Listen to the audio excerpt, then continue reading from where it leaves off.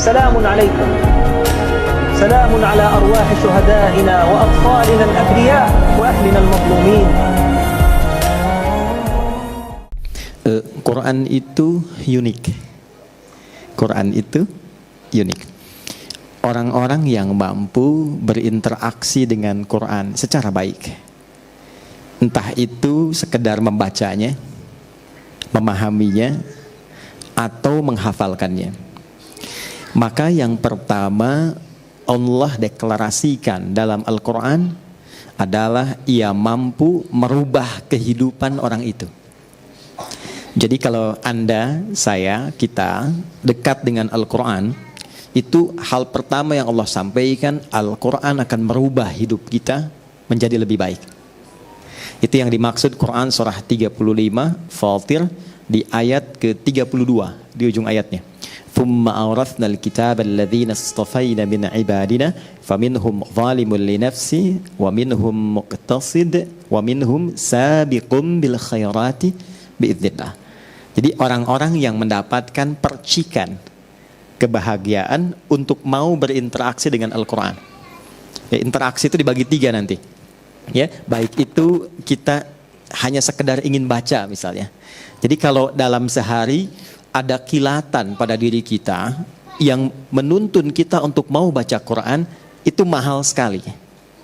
Itu anugerah paling mahal yang tidak bisa diusahakan, itu pemberian. Maka kalau dalam sehari terfikir misal, saya pengen baca Quran, itu cepat ambil. Karena itu kasih Allah yang tidak diberikan pada setiap hamba. Karena kalimat Qurannya, "Tsumma awrathnal kitaba alladzina istafayna min ibadina." Aku pilih dari kalangan hamba-hamba aku tertentu yang diantara mereka diberikan dorongan agar mau berinteraksi dengan Al-Quran. Baca. Atau misal tidak baca tapi pengen tahu artinya. Ya, saya belum tahu nih ad-duha ini artinya apa. Terus kita buka terjemahan, buka tafsir ringan, lalu kita baca itu. Itu pun anugerah. Ya, itu anugerah. Atau saya ingin menghafal, itu juga anugerah. Nah, apa ciri seseorang mendapatkan keberhasilan dari hasil interaksinya dengan Al-Quran? Saya pengen baca Quran hari ini, lantas saya bawa mushaf, saya baca. Setelah selesai baca itu, apa ciri dia berhasil melewati bacaannya? Apa ciri dia berhasil melewati kajiannya? Apa ciri dia berhasil melewati hafalannya? Yang pertama kata Allah, perhatikan baik-baik kalimatnya, wa minhum sabiqum bil khairati biidznillah. Dia akan mendapat percikan kebaikan dari Al-Quran yang merubah dirinya. Nah, ini ada tahapan. 1, Allah berikan ketenangan dulu. Jadi kalau teman-teman membaca Quran dan itu melahirkan ketenangan, kelapangan dalam hati, itu ciri anugerah pertama yang Allah berikan pada kita. Jadi kalau baca Quran pertama kali itu jangan harap bertambah harta. Kalau bertambah harta, kerja. Ya? Oke. Baik. Kalau Anda ingin berharap kedudukan, berusaha. Tapi kalau Anda ingin mendapatkan ketenangan, silahkan salah satunya ambil wudhu, buka mushaf. Menariknya begini kadang-kadang. Kadang saat kita punya masalah, lalu kita buka mushaf, menariknya kadang-kadang saat dibuka acak itu, kok ayatnya sesuai dengan apa yang sedang kita rasakan. Nah, itu bisa begitu. Nah, itu hanya Al-Quran. Anda boleh buka bacaan apa saja. Tidak ada sifat yang sama dengan Al-Quran. Karena itu baru dibuka, belum dibaca, baru lihat, itu sudah merasakan getaran tertentu di jiwa. Nah, itu yang dimiliki Al-Quran. Itu yang dimaksud Quran surah ke-8 Al-Anfal di ayat yang kedua. Wa idza tuliyat 'alaihim ayatuhu zadathum imana wa 'ala rabbihim yatawakkalun.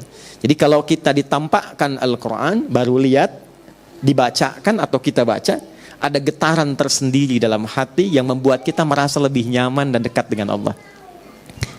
2, saya agak cepat ya.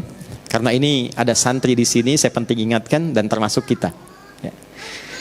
Quran semakin diinteraksikan, setelah mendapatkan ketenangan, Quran merubah kita menjadi lebih baik. Jadi maaf ya, adik-adikku yang di musyawarah ini yang belajar Quran, bukan berapa banyak yang Anda hafalkan. Kalau cuma mau hafal Quran gampang. Saya di Tripoli Itu kalau sedang dialog lintas agama, itu beberapa partner dialog itu non-muslim hafal Quran. Ada yang hafal. Jadi kalau sekedar hafal gampang. Saya punya burung beo, ya. Sekarang sudah mati, tapi saya yakin matinya husnul khotimah, ya. Hari Jumat dia. Ya, dia meninggal hari Jumat setelah mengetahui Allahu Akbar, hafal, dan telah hafal ayat pertama surah Al-Ikhlas, dan dia menyapa setiap orang dengan salam. Dan saya beri nama dia Suneo. Ya. Karena suka nengokin orang. Setiap orang datang, Assalamualaikum, Assalamualaikum, katanya. Allahu Akbar, Allahu Akbar. Makanya saya sering sedih kalau ingat Suneo itu. Jadi saya sering berkata pada diri saya kalau lewat kandangnya, ini kamu tidak dihisab, tapi sudah kenal Allah. Banyak orang-orang yang terancam dengan hisab, dia belum kenal Allah. Kamu tidak dihisab, tapi kamu bisa sapa orang dengan salam. Ada orang yang bahkan mengatakan sudah beriman, tapi dia belum mampu menyapa orang lain dengan salam. Nah, itu poin besarnya. Jadi kalau sekedar hafal, hewan pun bisa hafal. Tapi hafalan hewan itu tetap tidak merubah dia menjadi lebih baik. Ya, buktinya Suneo kalau pipis sembarangan tuh.